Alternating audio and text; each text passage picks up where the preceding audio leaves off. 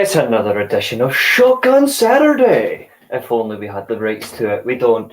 Good afternoon, folks. Welcome back to the Weekly Steelchair podcast. Joining me, of course, is my fellow co-host, Eilidh.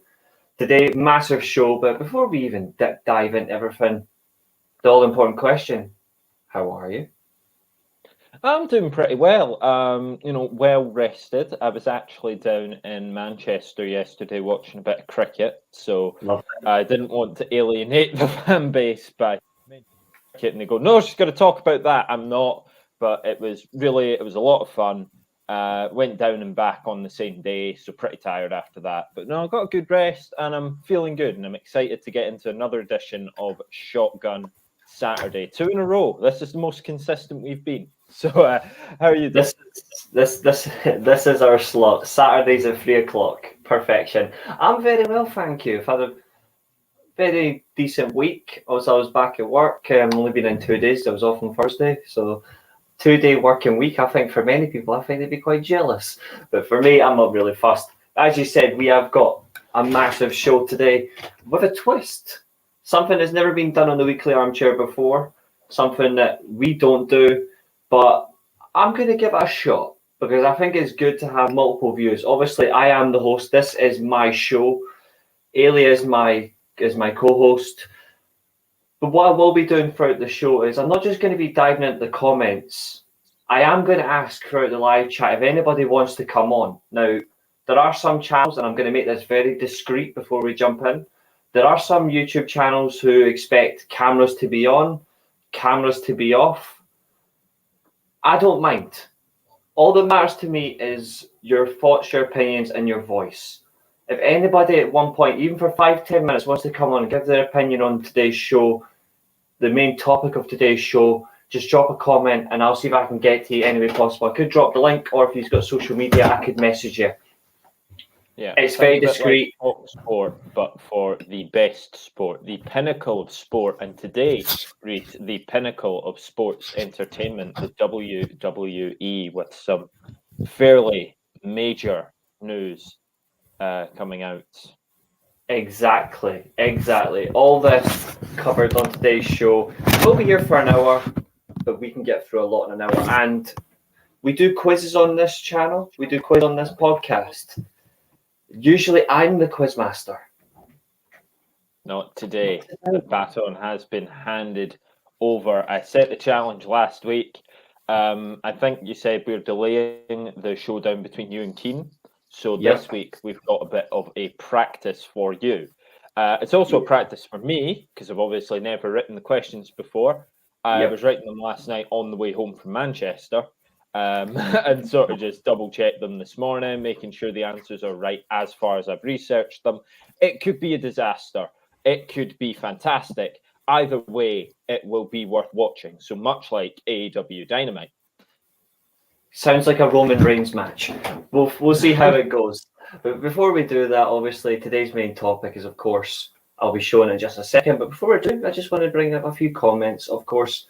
And, of course, the ever-present valued member of the community of the Weekly Armchair's Victoria's Secrets.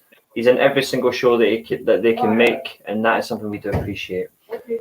And here's the main comment I think is absolutely fantastic, and it does dive into our main topic. Of course, I think Vince will still be pulling the strings in the background. His driving big personality makes me think he will still be driving the company, and that Stephanie will just be the face of it. A very respected opinion. I do appreciate that coming in from yourself, Victoria's Secrets. I will get Eilidh's opinion on that. But of course, if you haven't seen today's thumbnail, this is today's main discussion, of course, today. When I can get it up, where is it? Here it is.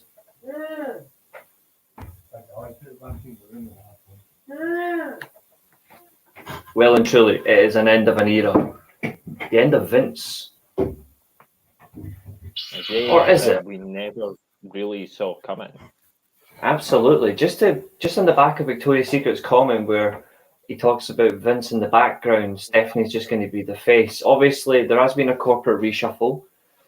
Triple H, well, going by his business name, we must, because obviously this is a business first and foremost where you get to the entertainment. Paul Levesque is the new Executive Vice President of Talent Relations. He is replacing Trying to remember who it was. Oh yeah, it's that clown who thought it was funny as Brother Love. I'm not gonna put it that way. Brother Love is gone. He'll probably go back to Impact where he belongs. As the long-term replacement for John Laurinaitis, though, so that's really interesting. Of course, Nick Khan and Stephanie McMahon are joint permanent CEOs. We initially had this discussed last week, myself and Eilidh. We thought it would just be Stephanie McMahon on her own, but we did think Nick Khan would be somewhere in the background. He now has perhaps the main position of power. We'll see. But just in general, before we just discuss his successes and his failures from a business sense, what is your overall thoughts on this one? And are you happy by the direction chosen? I think I am happy with it, but it's really going to depend on. To be honest, I think Nick Khan's taking that position because he wants to sell the company, and I think that it's been gearing up for a sale. Thinning out the roster, changing things for the sake of being changed, going into and then pulling out of a war with AEW and everything like that. And I think the thing with AEW was the final straw and sort of, okay, just sell this. It's not going to matter. People are going to watch what they watch. AEW aren't as big a threat. So WWE now don't need Vince McMahon to sort of steer them through another, edition of the Monday Night War, the Wednesday Night Race, because it wasn't really a war. Both fan bases were watching what they watch, and now that NXT is on a different night, you'd think, well, all those fans that were watching NXT would go over to AEW, but they didn't. So I think Nick Khan's gearing them up for a sale. I think with the position of power he's got, it just allows him to negotiate with Stephanie over that sale rather than Nick Khan just doing it outright. I think Stephanie McMahon will be acting on behalf of Vince, but I also think Vince is ready to actually give it up, because I don't think Vince is the sort of person who would say, I'm going to give this up and then not. Because I think his ego wouldn't let him do that. I think if he was still pulling the strings, he would want everyone to know. And it might come out. It might come out that, oh, Vince is still running this. Vince is basically using Stephanie as a puppet. And that might come out, but I don't think that's the case. I think it is a change of direction. And it's going to be interesting to see, because if there is that sale as a result of WWE not really seeing a threat anymore that Vince needs to be there for, that sale could determine the future of WWE. Are they going to look for an edgier sort of buyer now that they're going to TV14? Are they going to look at things like Star, who are associated with Disney Plus? Obviously, they've already got the Peacock deal. Maybe Peacock will sort of start marketing it as sort of edgier content and things like that. So it's another opportunity for a huge sale of WWE and another opportunity to make more money. That's how I see it. Yeah, I think you're completely spot on, and I think the one direction of that, and the key point to that is what you've said, is making money. He is so ego-driven. Everybody knows that. The guy, through storyline, because he was bored, killed himself, through an explosion of a limo. The guy literally knew that making money, entertainment, is what he wants to do for $1 billion product. Well, multi-billion-dollar, I should say. But it's a real interesting dynamic. I'm going to plug a podcast here, because I think it's actually a really good one for people to look at, particularly for opinion. I shared it on my Twitter yesterday. It's WSI. It's Wrestling Shoot Interviews. And it's actually a really good podcast, because there was an interview about 25 minutes with Dutch Mantel. And he actually gave some opinions on what he thinks. He actually will think about the company's long-term direction. And he thinks the only reason that Nick Khan's actually in that main position is because Nick Khan's got connections to New York, where the main leaks are, where Stamford is only 50 miles away from New York. But there's a lot of big connections, especially Monday Night Raw this coming Monday is in Madison Square Garden. There's a lot coming out in this, and there's one other thing that was actually broadcast on this channel, on that channel yesterday, that was actually very spot on. The stock market in America shuts at 5 p.m. We all know this. It shuts at 5 p.m. Vince McMahon in US time, in the area he was, announced his retirement 5 minutes later. There is no coincidence behind that. I'm sorry, but there is no unreal way. Well, actually, there could be a big coincidence, but there's no real coincidence of illogical decisions. It's coincidence that it's a very smart decision because the impact of it. You know what I mean? So it's real reflection of where we're going to go. And I think Billy sums up as well. Still in shock. I am as well. I mean, as much as we thought last week he was going, I'm still in shock as well. I'm not going to deny that. But it's a great reflection of where things are now. And anybody in the live chat that wants to come on and air their shocks, tell me. I will drop the link today. And I will. Everyone's getting their fair shout today. Because I think it's got to be a reflection. But we are going to move on to one topic of discussion me and Eilidh did speak about backstage. And it really is something important. And I'm making this crystal clear. We are only going to talk about successful business decisions for WWE going forward. When we come to the negatives, because there has been negatives, I repeat, I am not discussing the current scandal and controversy. I'm not discussing it. Well, the thing is, if you want to hear what we think about the scandal, I'm not saying it's not still important. We discussed it last week. I think we made it perfectly clear. We're both absolutely against what's been done and anyone doing it. We are absolutely against it.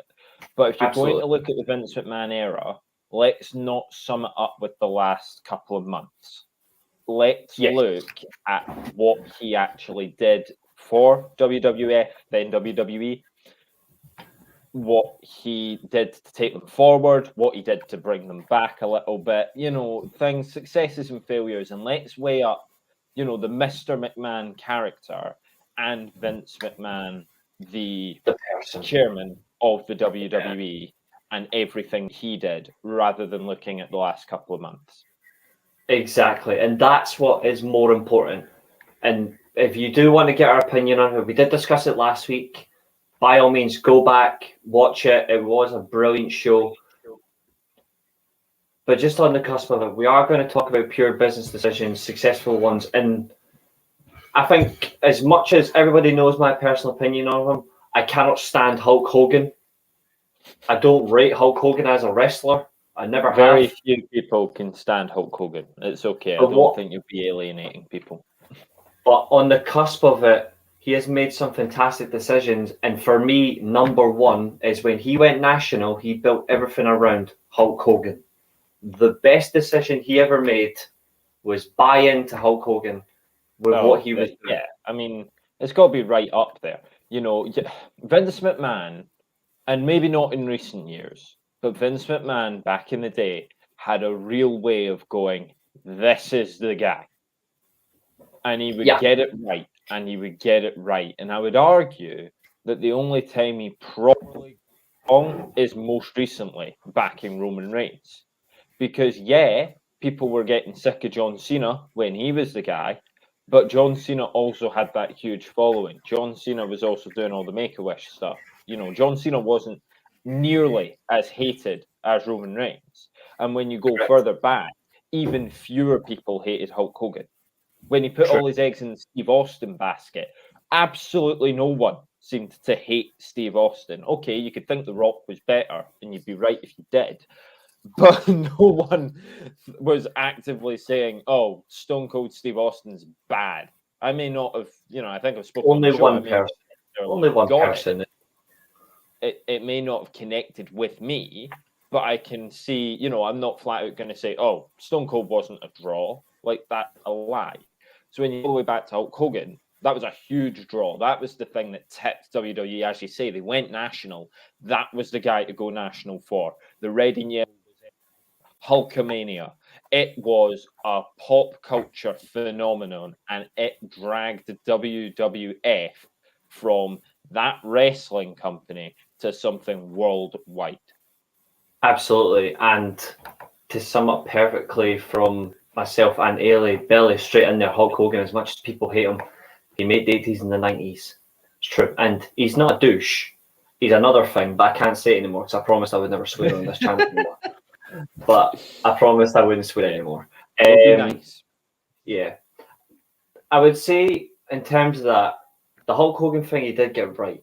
But I think he only ever got Hogan wrong once. 1993 WrestleMania 9. Yeah. That's the only time he ever got it wrong, because the original finish was supposed to be the same way. Bret Hart would have Yokozuna and Sharpshooter. Mr. Fuji would get involved, and he would throw the salts in Hart's eyes, and it would lead to the pinfall. Hulk Hogan heard this backstage. He found out, and then he had Vince McMahon change it. Literally, he had Vince McMahon change it to, I want one last title run.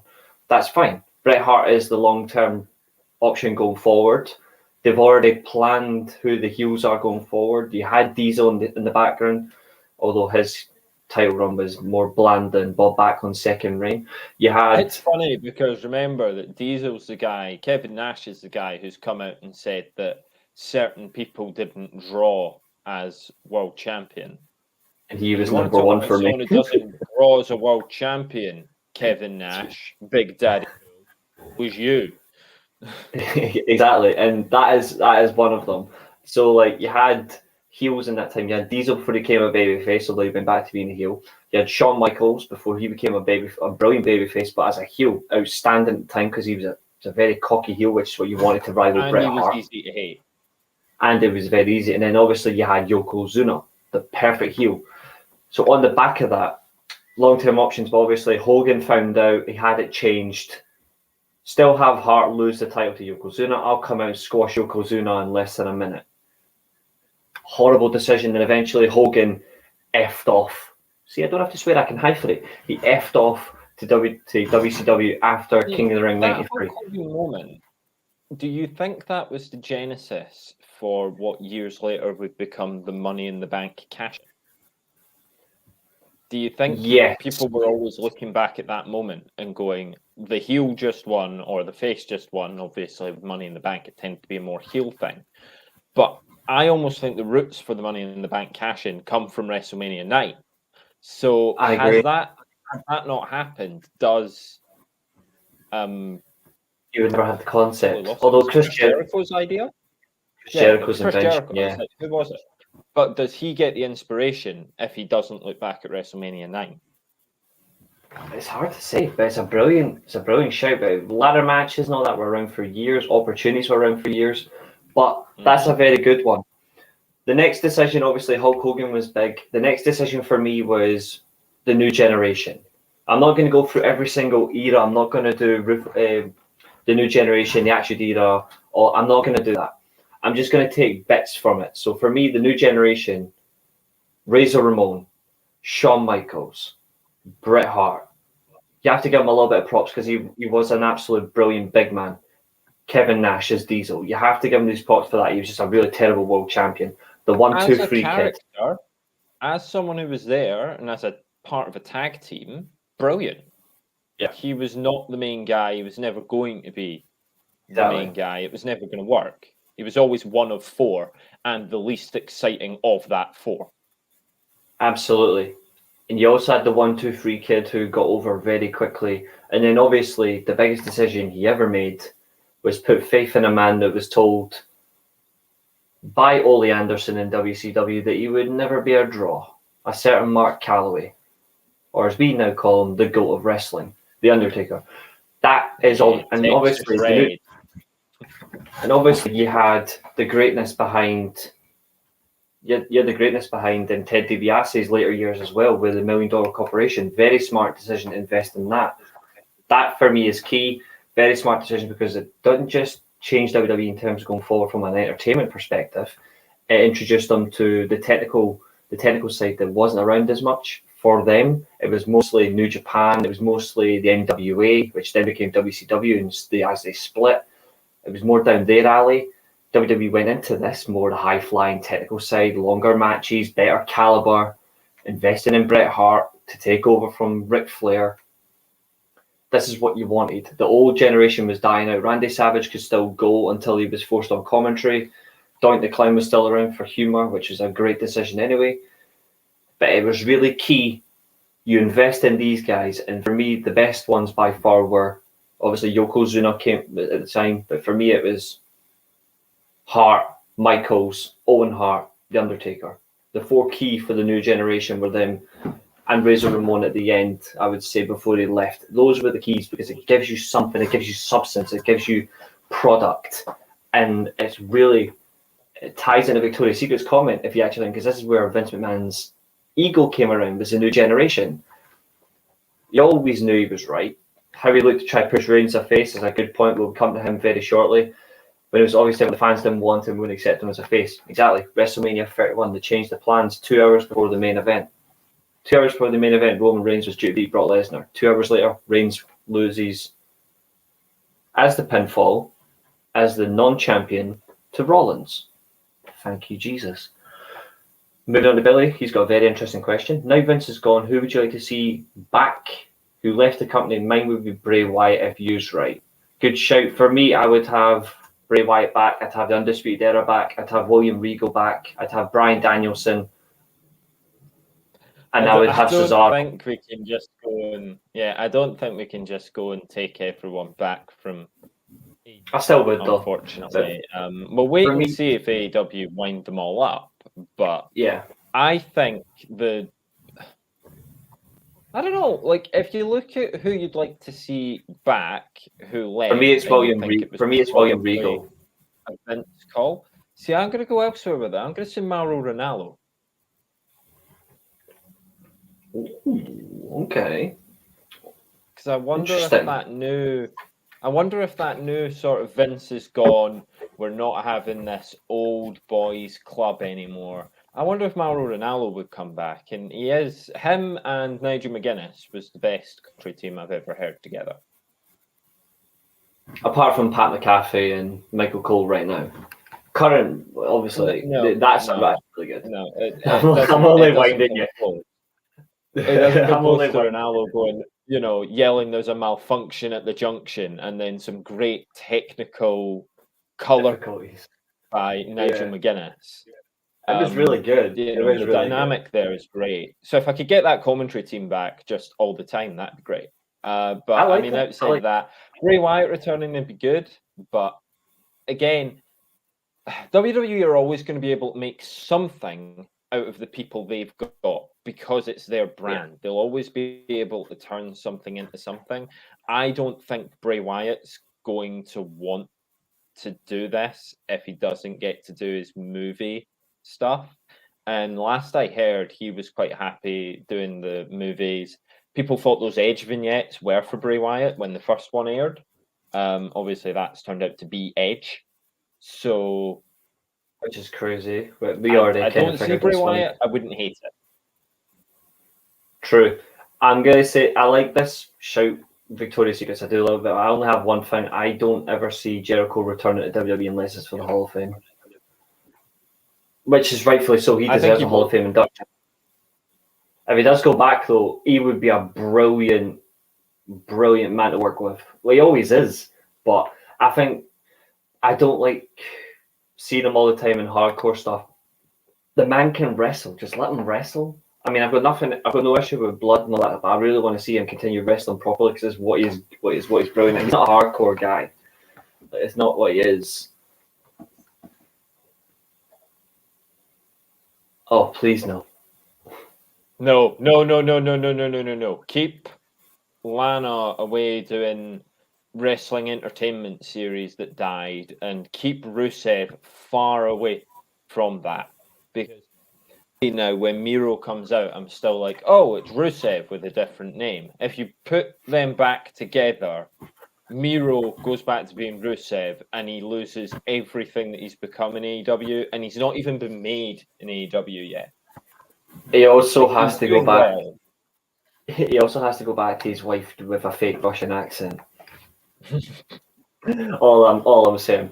But that is a good thing. So we'll come back to this later on because this is actually a part of failure. But obviously, I want to move on to the next big success. And to be fair, you cannot go any wrong without the Attitude Era. That defined his company. Yeah, but obviously that all comes down to the brilliance of Vince Russo. So Vince McMahon's decision to push Russo forward is one of the best decisions he's ever made. And quite frankly, I think it never harmed the wrestling business in any way at all. Little plug for our Attitude Era podcast right there. Yeah, we can totally do that. It was a great episode, one that we thoroughly enjoyed. Because the investment in the Attitude Era was great in terms of, from a real life perspective, like letting them be themselves. Obviously, you were still under your names, your characters, and all that, but you had a real life edge to it. You followed WCW in the right way. You just done it slightly different. Obviously, 83 weeks later, you finally done the deed. It is very clear, and obviously, it led to the greatest WrestleMania of all time, WrestleMania 17. Completely killed WCW in that way, although it then led to the failure of the Invasion, which was done wrong because DDP went from WCW's version of the People's Champion to being a sex pest, which was that has to be one of his single biggest failures. Like, because the Invasion should have worked, and it should have been the biggest thing. And it should have, we should be talking about the Invasion in the same vein as we talk about Starrcade 86. 86, yeah, sorry, yeah. I was, again, very young, so I have to do that sort of stuff retrospectively. But it's the shows that I hear mentioned all the time, Great American Bash of a certain year and things like that. And we should be talking about the Invasion angle in the same way. And instead, we talk about the Invasion pay-per-view the same way we talk about ECW December to Dismember, and we talk about it as another one of these, crown jewel, the one where it should work, but it failed. Everything went wrong. Where it should work, but it didn't. Whereas the Invasion should be something that just should have been massive. So that is a failure of his, I will say. Yeah, massive failure, and it was also a reflection of, no disrespect to Undertaker and all that, but he shouldn't have been working with DDP. It should have been The Rock, still obviously kayfabe suspended because he's working on the Scorpion King, rightfully so. You have DDP. Sorry, you have, as much as Booker T was a great WCW champion, you have Booker T lose the world title to Kurt Angle. Kurt Angle as a model professional, still feuding with Stone Cold, loses the title to DDP. Then it's SummerSlam 2001. Instead of it being Rock versus Booker T, which was an amazing match anyway, it should have been People's Champion defending the world title versus the People's Champion. It should have been DDP losing the WCW title to The Rock, not Rock beating Booker T. It was not a bad feud. It just wasn't the right feud. It should have been Rock versus DDP because it made more sense. It should have been Booker T versus, I think I would have said Chris Jericho. Really, I think that made more sense for them. Because Rhino, they had good chemistry and they had a very good match at SummerSlam 2001. That didn't fit to me. It didn't have that feel. It was more, he was just there because Stephanie was getting jabbed every week over. Yeah, I'm going to get you too, Rhino.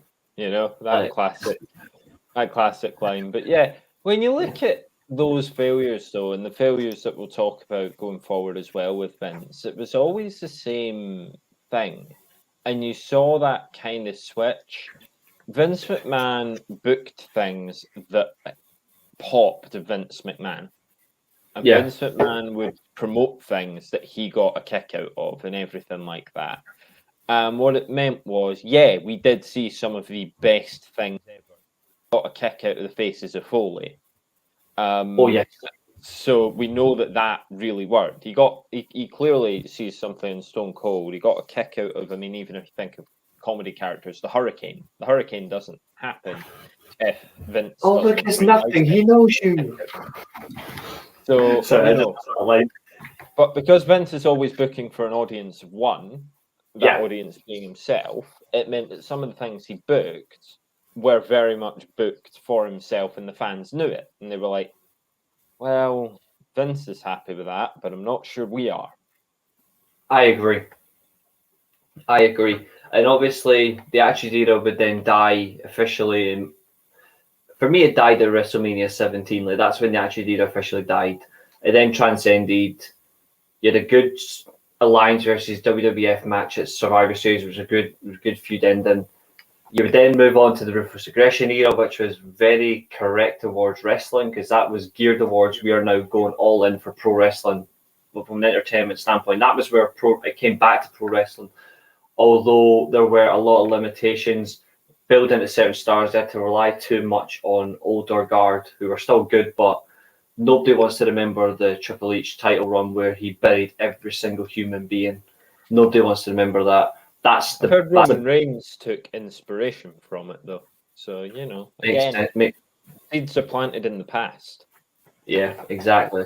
And that is more or less where we're at now, where there was success in the Ruthless Aggression in terms of it gave you stars like Lesnar, it gave you Cena, Orton, it gave you Taker that could work great matches, the return of Shawn Michaels, Triple H transition into that amazing veteran, but he still had that stupid title run.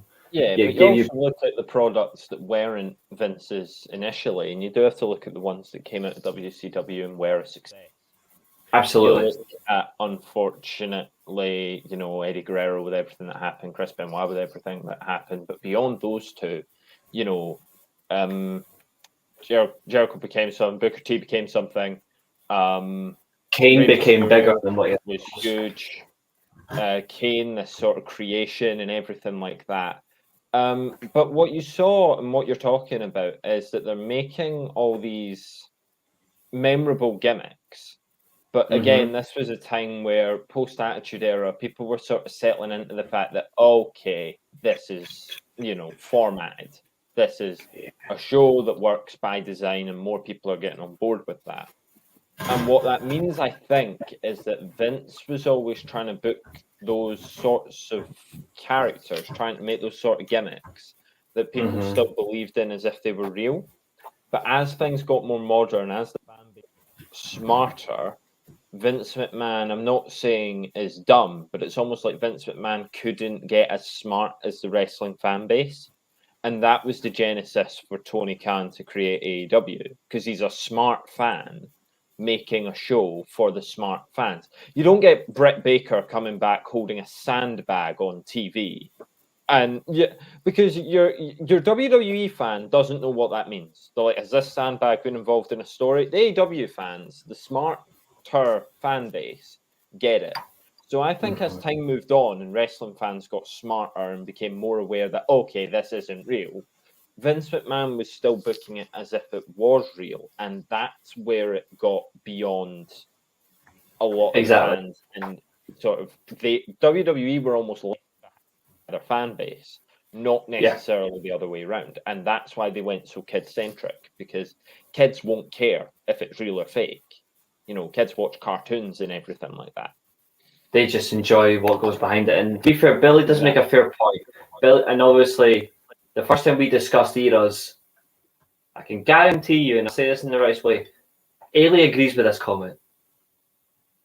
Literally, Ruthless Aggression, I just have to look at her face. She doesn't like Ruthless Aggression. No. And for a good reason. Give us the main reason why you don't like the Ruthless Aggression. Remind us why you don't like it again. Do I have to go on this rant again, Reece? I'll make it very quick. Ruthless Aggression was the brand panties. This guy's a different color. This guy's a different race. This guy wears a dress sort of era, beyond the point where society was okay with that stuff. And society was still okay with some of that stuff, but it certainly wasn't still okay with sort of racism naturally on TV. And it wasn't okay with some of the things that we were seeing. And the Ruthless Aggression Era was like the Attitude Era, but where the Attitude Era was a 15-year-old boy, the Ruthless Aggression Era was a 33-year-old man. But they're both laughing at the same things. So exactly. where I'll leave the Ruthless Aggression rant for today. As far as Tony Khan, I think he's a bigger douche than Hogan. I would agree. I think Tony Khan's one of the biggest douchebags in the world. Because I think he's just. You saw what he tweeted yesterday, right? He got it wrong, though. Can I just say? All I want to say is... I knew he got it wrong, but he's a moron. On purpose. All I'm going to say, he's never going to watch this podcast, but for you, Tony Khan, if this ever reaches you... If you do, Tony, you're a moron. You can't book. You need to get what they're talking about to do the booking for you. And Billy Corgan says hello. And that. He owns a great company, but there's some things he generally doesn't know what he's doing. He generally at times doesn't know what he's doing, and I think he lacks someone. He lacks, for me, the greatest creative mind in the business. He lacks Jim Cornette. Yeah, absolutely. He needs Jim Cornette. He needs Jim Cornette. Here's an interesting question then. Okay. Go on. Just throwing it at you. You got like 2-3 minutes to give me your thoughts on this. Vince McMahon, we're talking about how he was great at latching on to the thing of the moment. Mm-hmm. Tony Khan is awful at it because Tony Khan goes with his friends. Tony Khan goes with the people who like him most and who kiss his ass the most. Sounds familiar. My question is, if Tony Khan and Vince McMahon worked on the same side, would that be good for business or bad? In your opinion? For me, I'm gonna do this in a minute. It would be awful for business because Vince McMahon done the exact same thing. There you go. So what about early Vince though? So we're talking about the Vince that could sense the Hulkamania in the water and could push Stone Cold. You know, what if Vince and Tony Khan together booked John Moxley as the new Stone Cold? Would that have AEW with more fans or fewer fans? More, yeah. Because I would have worked more than that. Because each guy had what the other didn't. Tony Khan has the smart wrestling fan in him, and Vince McMahon has a brain when it comes to booking. And I know recently that hasn't been the case, but the man's 77. Like, of course, he's losing it a bit. He provided me with, and you and all, with years, decades of entertainment. And we didn't like it all the time. And we didn't like every match on every show. But when you look at the successful track record that Vince McMahon has, if you paired that with the Tony Khan spur of the moment, sort of knowing what the fans want to see, Vince McMahon would know who the fans want to see. Then we'd be seeing who we want to see, where we want to see them, when we want to see them, doing what we want to see. That's sort of my thought. I agree. I'm just going to quickly answer your question quickly, Billy, in regards to what do you think will change at the end of the PC era. For me, what will change is it will still have the same, like, it's only changing from PG-14 to TV-14. You'll see a little bit more like adult-centric content, which has lacked for a long time. But Sex Celebration too. Yes, but what I do expect to see is more adult-centric in terms of like promos and work being cut, work geared towards like adults. Like you'll see a bit more blood. It'll be more in that sense. Like matches will be more.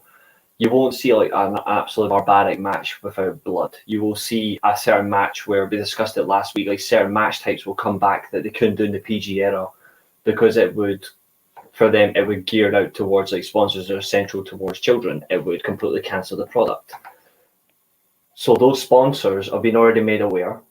They're going to be fine. It's going to be geared towards. I've just seen his comment. I think Eilidh has as well. I hope I never hear that again. But you're going to see them more adult based. The adults are finally going to get something that they've lacked for years, and that for me is the key. But what they can't afford to do is over sexualize again and go back to like, oh, we're doing a feud, but oh yeah, what did you die in the womb? Like we don't want to have that. We don't want to have that crap again. It's got. Here's the worst part about the die in the womb comment. The die in the womb comment was PG era. Exactly. It has to be realism from an adult sense. It has to be realistic adult content. Yeah, because not even adults really say that. You know, like it was so contrived, and like you can almost hear the crowd. It's like, ooh, you know, like if you ever watch the old Disney Channel where like something really quite shocking would happen, and so they put a little track behind it, like ooh, it's like that, like you know, like Selena Gomez being a good actor. Yeah. Whoa, There's Selena. I just had to for the banter, but that's more or less what I want to see. Sorry if you're watching, by the way, Selena. Yeah, she's brilliant. We are going to move on, obviously, because we are going to look at like maybe one or two failures, and then we'll open up to the live chat for a little while, and then after that, it's the quiz before we wrap up the show. So, in terms of major failures, obviously, we're not going to rehash the ones we've already mentioned. For me, one of the biggest failures was WrestleMania 9. One failure I'm going to bring up, though, is it's the most obvious one was keeping a certain Mr. Dunn. See, I said at the very start of the show who I think is going to be the first to get binned. Keeping a certain Mr. Dunn in his role for over 50 years is a failure because there is no lack of direction. There's no change with the time. It's the same guy latching on thinking, yes, Vince, I like what you've done, but in the meantime, can you bend over just so I can keep, inhaling what's coming out from your rear end? But that's literally what he does. So on the back of that, Dunn has to go because he is a failure. Yeah, not only that, but remember, no one will know Terry Funk. Absolutely. And that's also a failure. I'm going to give that one to Eilidh very shortly. But in terms of Dunn from a creative sense, because he's been with Vince since they went national. He's been there since day one. So for yourself, fair. Like Dutch Mantel also said on that podcast I was telling you about earlier on, WSI, he also thinks he's getting sacked as well. That's a shame. I hope he does get sacked. What about you? Well, I don't want to come out and say that I want certain people to get sacked. I wouldn't. John Laurinaitis. I wouldn't necessarily say that about anyone unless they've done the thing that we said we wouldn't talk about. As far as people who would go, I'm not really sure. I mean, I think you're right that Vince's sort of old mates are just going to leave. I mean, we've just been informed in the chat that he's gone, so that's certainly interesting down in the comments there. Yeah, as people go, I think we're just going to get this sort of reset. I think there's probably going to be a younger sort of. That's correct. He has been replaced. I think it's going to be a younger sort of crowd come in. I don't know who they'll be. I mean, obviously, Shawn Michaels, Triple H are going to be doing more. It would be funny if Bret Hart came back. I don't think he will. But everything like that, are we going to get the sort of guys that we were talking about, the new generation? Are they now going to be running these other things? I'm not sure. I'd like to see certain people do more. But as far as the people going, I think so long as we just get a refresh, get some new faces back there and with some new ideas, strip back the writing team, that would be something I'd want to see. I'm not going to target specific writers, but I also think that you've got so many writers on one story. If you've got so many ghostwriters on one story, you're not going to get anything coherent out of them. I would like to strip back the operation a little bit and go, we are a wrestling company who makes a wrestling show, and we're going to make a wrestling show. We're going to write some convoluted soap opera that will take place over 3 months between two wrestlers no one really cares about, and then it'll end for no reason. Mm-hmm. What I would actually like to see, because it is going to eventually come to an end. I think they need to start phasing Paul Heyman out as in the public scene. You know what I mean? I'm not saying in a bad way. I'm saying I want to see him transition back to where his mind is at its best, behind the scenes in the creative sense. He's still brilliant. You can have him come out and do an amazing promo, 10 minutes, but his creative sense is amazing. I would honestly it might sound a bit risky, I would honestly bring back Eric Bischoff and have him literally go with Paul Heyman. I would. I don't know. Eric runs Raw. Eric runs Raw from a creative sense, like his work. Linking him with whoever's in charge, of course. You've got Heyman doing SmackDown. It would literally just be how they two were when they had the general manager, because they were really good at what they do, and they had great it. I get that, but I think Eric Bischoff, you run the risk of going where we don't want them to go. You know, controversy creates cash. I know. I wonder if Eric Bischoff goes too far. Potentially. Maybe we'll see.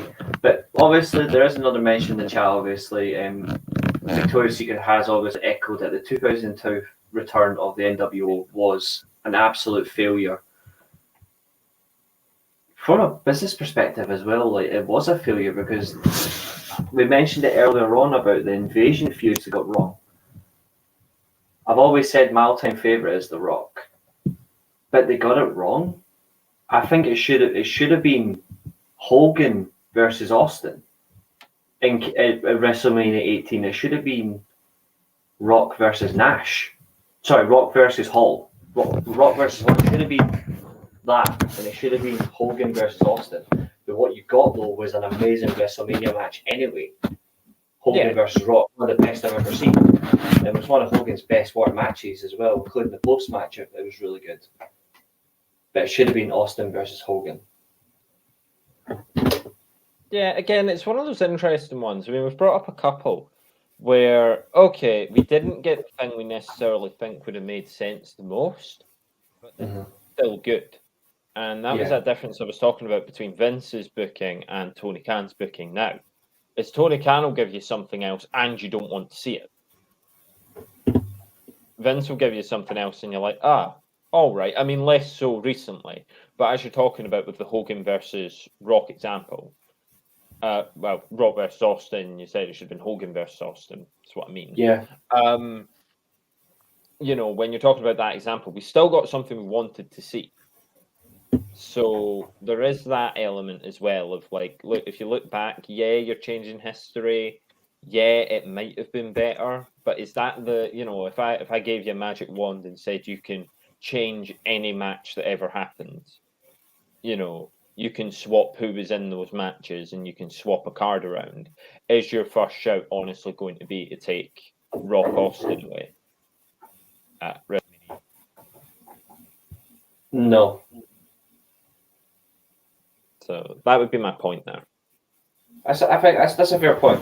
That's a fair point because the match I would change, of course, would be well, there's plenty to put it that way, and one of them would be Jinder Mahal as WWE champion. I would have him removed. I wouldn't even give him the opportunity. And Victoria's Secret did mention about people in positions like Pat Patterson. That was a failure. Like, as good as Pat Patterson was, in a creative sense, I agree that is a failure because there were so many allegations made against them that compromised a lot of opinions that was rejected in favour of other people, like Dusty Rhodes' ideas in NXT, William Regal, great men, great ideas for the business, but Pat Patterson's ideas got faded out because of what he had going against him. Another interesting point there, and I think, there we go. I understand, but I also think that Vince, in sort of the time where, you know, the NWO just come back and you want them to make more use of stables, if you look at the stables that have stayed around or that have been sort of memorable, there's been very few recently. You know, you've got the Shield and the New Day in the last decade who are really sort of memorable stables. And of them, they tried. They tried with Lucha House Party. They tried with the Dogs of War. They tried with different iterations of the Shield. He tried it with several groups, and sometimes it would come off and sometimes it wouldn't. You know, they tried this stuff with all their stables, but they always had this rule of it has to be 3 people or 3 people and a woman, and that sort of idea. And that's a great way to look at it if you've got feuds around it. You know, the Shield versus the New Day was something we were all sort of salivating for and wanting to see. And the Wyatt family one as well was excellent. And the Wyatt family, that's a big one that I've left out. Yeah, the Wyatt family. They were kind of successful. I'm not going to call them a success. I think they did well to get Bray Wyatt over. I think for the other two, and Brody Lee, rest in peace. I think for the other two, it didn't do a whole lot. I think they were actually more over when they were the Bludgeon Brothers than when they were with that stable. So I understand that the tag teams for WWE, they are a bit hit and miss. But if you look on the other side of the fence again, I'm sorry to keep bringing them up, and I'm glad I've not got a mirror in the room. Well, there's one over there, but I don't think Tony Khan can pop through it if I mention him again. AEW stables are out of control. You lose track of who's with who and what's with what and what's happening. You know, Black have 8 members now. Should have just been 3 with Regal, and instead it's 8. And you're like, well, this is getting a bit out of control. Not sure I like this. And then on the other side, you got the Jericho Appreciation Society with like 7 people. You got the Elite, which now is 7 people, but it's going to break off into 2 groups. And if you count Brandon Cutler as a person, it makes it 8, and Nakazawa makes it 9.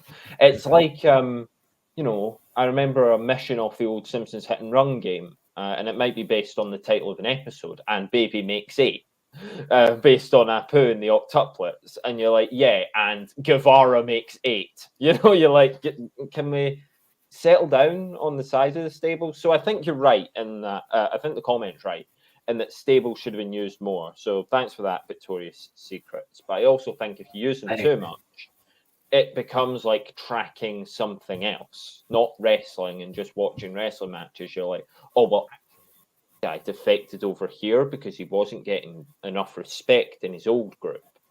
And you'd start having to track it like some kind of transfer window, and it would be a bit of a mess. Yeah, I completely agree with you, and that's where decisions with stables or even tag teams, to an extent, has its limits, has its positives, has its negatives. So on the back of that, as a whole, there are far more positives than there are negatives, and I'm going to bring up one last time once I get comfortable. I'm going to bring up one last time. Obviously, the main point of today's show, of course, was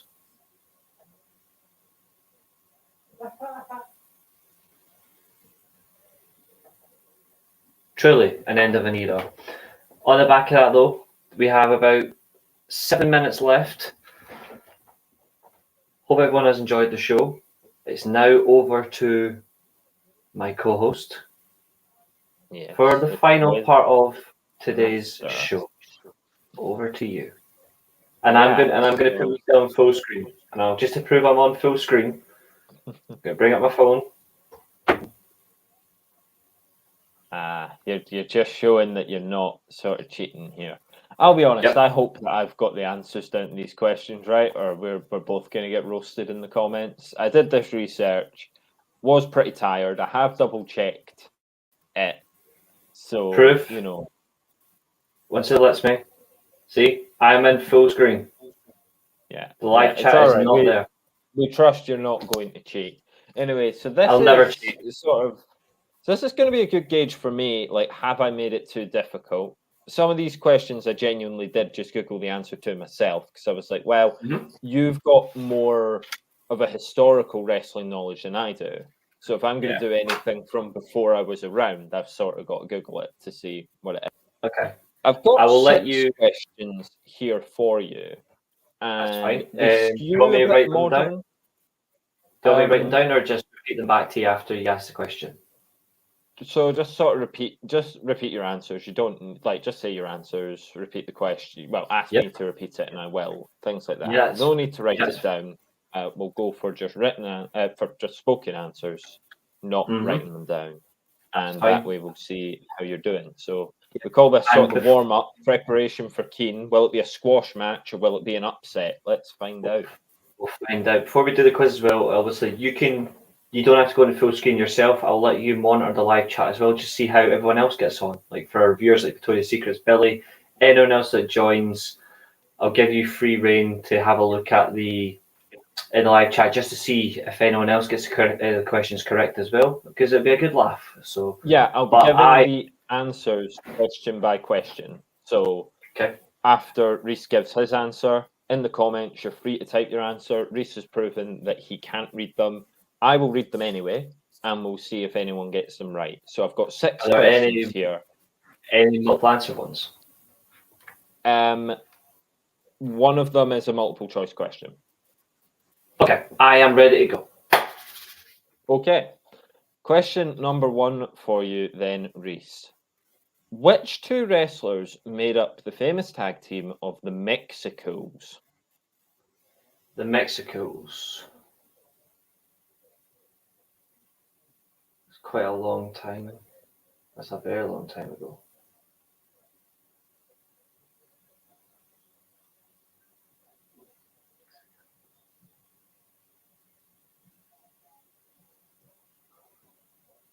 This dates back years, so I can't remember. I'm just going to go with 2 names that come to mind, but I generally can't remember. I'm just going to say Unico and Epico.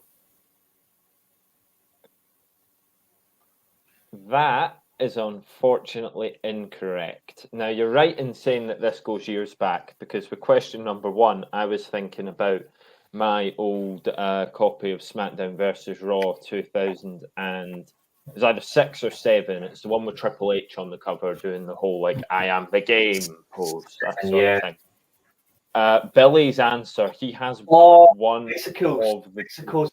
It's super crazy in Psychosis. It's Super Crazy and Psychosis. So Billy's put Super Crazy and Juventud Guerrera was Super Crazy and Psychosis. Super Crazy was one of them, you are right. It's when you said SmackDown versus Raw 2007, and it just hit me in the head. Because I used to go into matches. I think it would be Rey Mysterio and John Cena that I would play as, and I would always go against Mexico because they were the 2 that sort of just started, and it was things like that. And I would never tag into John Cena. I'd just beat them both up with Rey. But I was 6 years old, and I did silly things back then. So yeah, unfortunately, there, Reece. I'll take that right one. with Unico and Epico. So question number 2: can you do better here? This one, I will flat out admit, I googled it. I thought it would be fun. In 1995, Shawn Michaels lost the Intercontinental Championship via forfeit after being attacked as a shoot outside a nightclub. Who won the belt as a result of the forfeit? He lost it on the same night to Razor Ramon. The answer is Shane Douglas. All right. You seem fairly confident there, yeah? I'm extremely confident. And you would be right to be. Because he then got released shortly after for it. Yeah, you would be absolutely right. That is correct. So you actually beat the comments to that one, which is incredibly... So we sort of found your niche there, you know, anything around new generation attitude. You're like, yeah, right in there.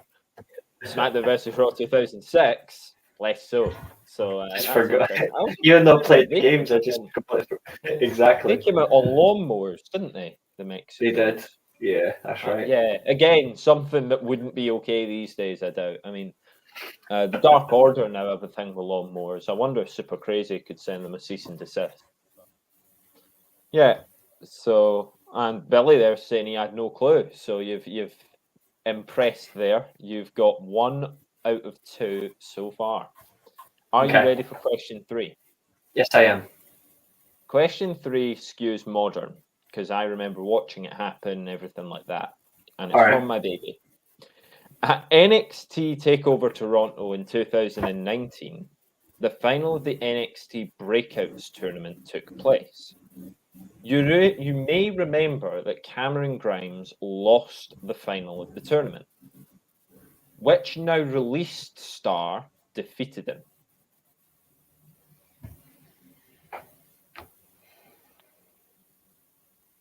And if anyone in the comments gets this as well, I'll be very impressed because, yeah, it'll become clear. Are they released recently? No. I can tell you that much. Not a recent release. They were released very shortly after the match.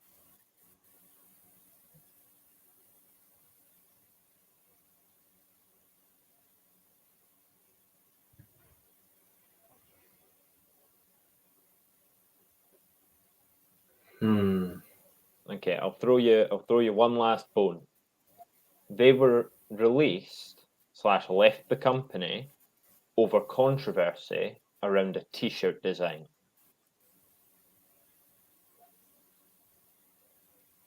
T-shirt design. Okay. Victoria's Secrets here have not got a clue. That's fair enough. It's one of those things I was looking what to ask about. I was like, I remember this.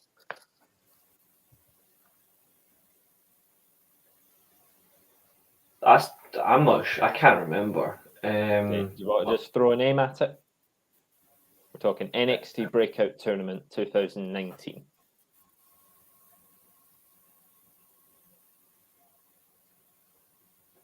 Billy in there with a guess. I will not reveal yet. Reece has not put his answer down.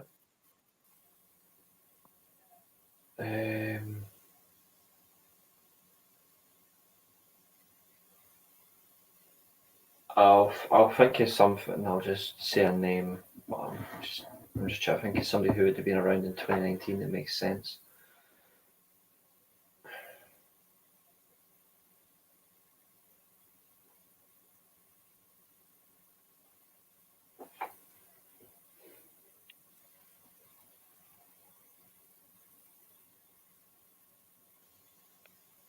So what I will say here is there's Billy in the audience very helpfully putting a guess down. If you can't come up with a name, would you like to go with Billy? Now, Billy's answer is Keith Lee. Would you like to go with Billy's answer, or would you like to go elsewhere? I'd like to go elsewhere because Keith Lee was at Survivor Series. All right. So I'm gonna go. It does sound like a good guess, but I'm pretty sure Survivor Series was after the breakout tournament. That's why I'm thinking of it. I'll just go with. I can't really think of anyone, so I'm just going to. No, I generally can't think of anyone, but I don't think it's Leeds. Obviously, he was at Survivor Series. That's fine. So you're disagreeing with Billy in the chat, who's tried to help you out. You would be right in disagreeing with Billy. I believe Keith Lee was only released in 2021. Might have even been back in 2020, but I think it was 2021. The man who was released was Jordan Miles, the man who won the NXT Breakout Tournament. Now, Jordan Miles was on the Indies, ACH, and he became Jordan Miles, and he won the Breakout Tournament. He was released because there was a T-shirt that came out, and I think it said "All Smiles for Miles," but the design was like Jordan Miles written with teeth, and Jordan Miles was really sort of put off by the idea of having what is essentially a smile on a black man's face. And he called it racist, and he demanded to leave the company, and it was a whole messy fallout, and WWE have wanted to forget it. You know, you could say another Vince McMahon mistake there in itself. Yeah. But yeah, so the answer was Jordan Miles, or ACH. I would never have got. I could not remember him at all, so I'm all right with not getting that. Velveteen Dream's another good guess. I mean, I do miss Velveteen Dream, obviously, notwithstanding if he has done anything wrong that led to that release. If reports are to be believed that he didn't do those things and he was sort of targeted and he was sort of kicked out unfairly. I enjoy Velveteen Dream's work. I think I've spoken before on the show. You can separate a man's work from his personal life. Velveteen Dream as a wrestler, very promising, very entertaining all the time. Shame that he's gone. So you're 1 out of 3. Need to do better. Let's go. Thankfully, this is a 2 marker. So you can bring yourself right up to 3 out of 5 if you get this right. Okay. Sorry, 3 out of 6, actually. No. Yeah. 3 out of 5, that's right. 3 out of 5. In which famous arena and in which year did Finn Balor win his one and only Universal Championship? So in which year and in which famous arena did Finn Balor capture his one and only Universal Championship? And again, comments, you're free to, Reece can't read them, so you are free to chuck your answers in there. Right, wrong, or indifferent, I will shout you out. There's no shame in being wrong. I've been wrong on quizzes on here before, many a time. So you are fine to do that. If I don't know the name of the arena, am I able to at least say where the event happened? I will count the city. I will count it.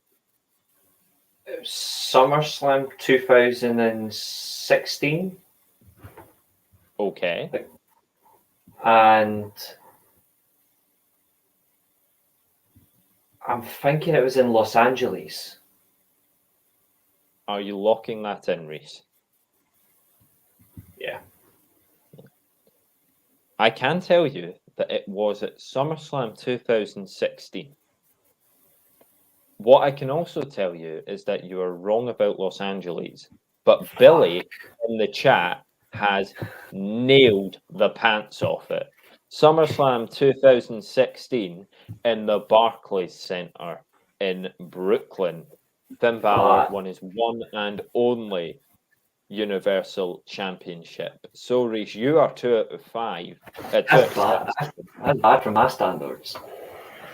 Yeah, you are 2 out of 6, I'm afraid, my friend. But Billy has nailed it at the Barclays Center, though he has then commented Boston. It was Brooklyn, but the Barclays Center is correct. So 2016 Barclays Center, Billy's absolutely right. You've got the year, but you have not got the venue, unfortunately. Right. Okay. Got to turn this around, man. Keen's going to wipe the floor with you if you like this. Thankfully, you still have a chance to finish 50%. You have a chance to actually finish pretty well. I'm going to cut one question from the quiz and reword it differently because I think it's too mean, basically, on reflection. I could ask you at the end if you want. Okay. So we will go with question 5. You are currently 2 out of 6. Chance to go 3 out of 7. Question 5. Which of the following titles did Triple H, aka Paul Levesque, never win? Is it the European Championship? Is it the World Tag Team Championship? Is it the United States Championship? Or is it the Unified Tag Team Championship? United States Championship. You seem pretty certain. Do you want me to lock that in? Yeah. Yeah. Okay. I'll see if the comments agree World with you. Tag Team. You too. So the 4 titles were European Championship, World Tag Team Championship, United States Championship, or the Unified Tag Team Championship. Unified in 2010. European Championship was the late 90s in 2000. Well, slightly a little bit 2000. World Tag Team, he did hold. I can't remember when. World Tag Team he has held. I know for a fact he did. The US title. Never held in WWE. I don't think he ever did in WCW either. So, no comments. Will not delay any further. You are correct. It's the United States Championship. He never held it in the dub. So, yeah, that's you. You're recovering a bit, saving a bit of face. So, depends on the last question. Thankfully, with this question, it has 8 possible answers. So there are 8 marks in this one. 8 points to get. Yes, and I'm asking you a question about my favorite wrestler of all time. Okay. Master of the 619, Rey Mysterio. Right. And the question is, Rey Mysterio is a 9-time tag team champion across different divisions in WCW and WWF/E combined. Okay. All right. He did that with different tag team partners, Reece. Yeah. And I want to know from you as many of those 8 as you can name. And I'm just going to reach over, grab this, and I will write down the ones that you tell me of your 8. And Billy, you are correct. United States Championship. There might have been a bit of a delay in it coming through, but you're absolutely right. Yeah, the United States title Triple H never held. So So Reece, I'll 8 go. tag partners. So I'll go with some very obvious ones. So Edge and Eddie Guerrero. Okay. I'm gonna go with obviously his pathetic son, Dominic.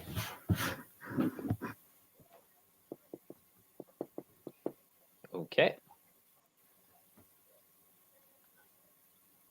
I think who do you have in?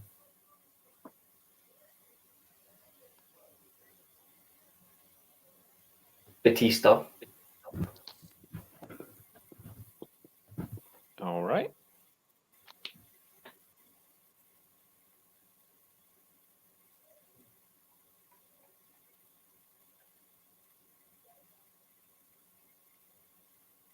I'm just trying to think of his WCW days because there was it wasn't just tag teams. There was this 6-man tag team, and there was the cruiserweight tag So team championship. These Which doesn't are help. these are tag team championships with just one other person. I will state that. There's no trio, no 6-way involved here. Okay. So I've got 4 so far. You've put 4 answers down. I haven't confirmed any of them. They're all correct. So far, you have said Edge, Eddie Guerrero, Batista, and Dominic. I'm asking for 4 more names.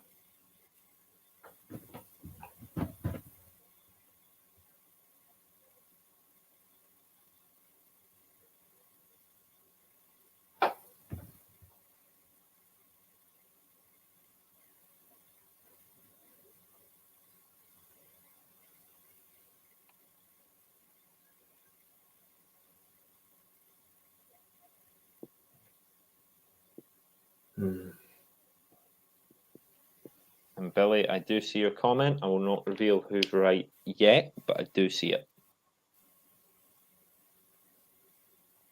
Just try to think of more because there were so many he was involved in. It was mental. Yeah. So I'll say all of the ones you've named so far have been from the WWE side.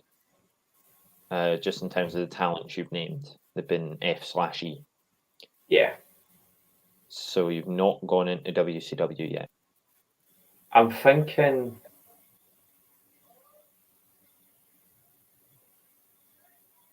Because he was involved with quite a fair few, and then he turned heel on some, they turned heel on him. I'm thinking, I'm just going to name a few names, but I can't remember off the top of my head. So I am going to say one we mentioned earlier on. I am going to say Psychosis. Right. I'm also going to say Juventud Guerrero, Okay. Ultimo Dragon, and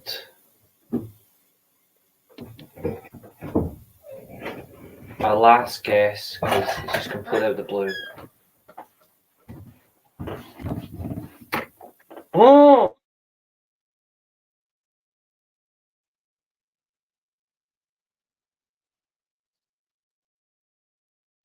So just while Reece sort of returns to us, Reece has said so far that he has said Edge, Eddie Guerrero, Batista, Dominic Mysterio, Psychosis, Juventud Guerrera, and Ultimo Dragon. I'm still here. My Yeah. monitor. Can you hear me still? Yeah, can hear you fine. I was just recapping to the folks what you've answered so far. So you got to give me one more name, Reece. One more. And I'll help you out. You've named 3 that were potentially WCW. You've named 4 that were potentially WWF/E. The divide is 5-3. So there are 5 WWE names and 3 WCW ones. Okay, last one I'm going to say is... But maybe one of your WCW ones you've said is wrong. So you might want to put another WCW down. I'm in your head now. You wish you were in my head, but you're not. I'm going to... I'll say one more just for the just to be on the spark of it, I'll go with.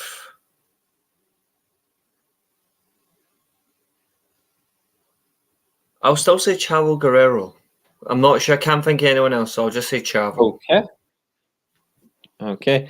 Billy, I'm not sure if it was a word of encouragement from Billy or a word of we want to go home. Reece, we're hitting the Broadway, but Billy's saying, come on, Reece. Victoria's Secrets with an interesting guess. So I will run through Reece's 8 answers.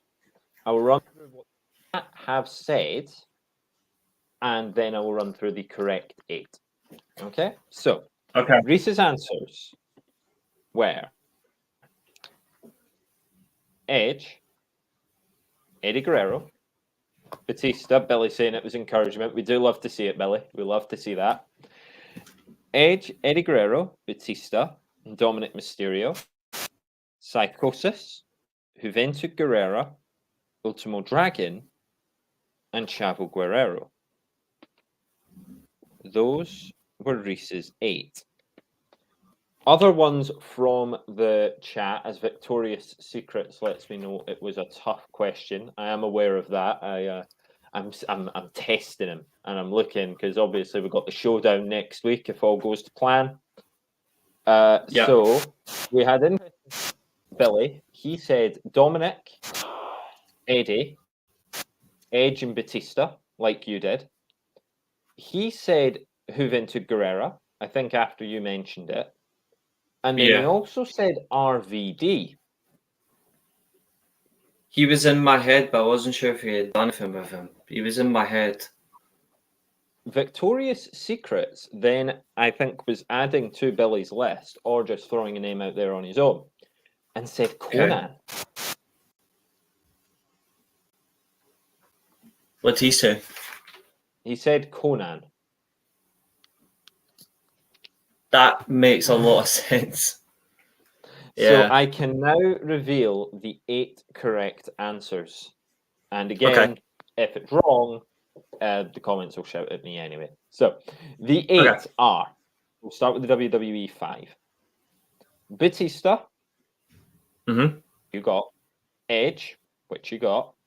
Eddie Guerrero, Dominic, you got those 4. And RVD is correct. Okay. So you were right with that one, Billy. Reece did not put RVD. So you've got 4 so far. Then you cross to the WCW side of the border. You said Psychosis. That's incorrect. You said Juventud Guerrera. That's right. That's right. So you have 5 on the question. Unfortunately, a 5 out of 8 is where you will end the question. Because you said Ultimo Dragon and Chavo Guerrero. Victoria's Secrets in the chat said Conan. Conan is correct. Yeah. And then the name that no one put out there, the name that was Billy Kidman. Not only as a WCW tag team champion, but also in the cruiserweight tag division, Rey Mysterio and Billy Kidman. Their tag name disappears. You know, it escapes me at the minute. It was Wild something. I said the cruiserweight tag team titles will come back to haunt me. Because I couldn't remember. He was in my head as well, like RVD and Billy. Yeah. I had Kidman, Conan, and RVD in my head, but I just couldn't. I was just thinking other folk. Yeah, didn't want to pull them out. That is fine. So you got 5 out of 8 on that question. I'll take that. When you put it with your 2 out of 6 you got so far, you end on 7 out of 14. So you 50-50. half marked the way that I half marked the Undertaker as well.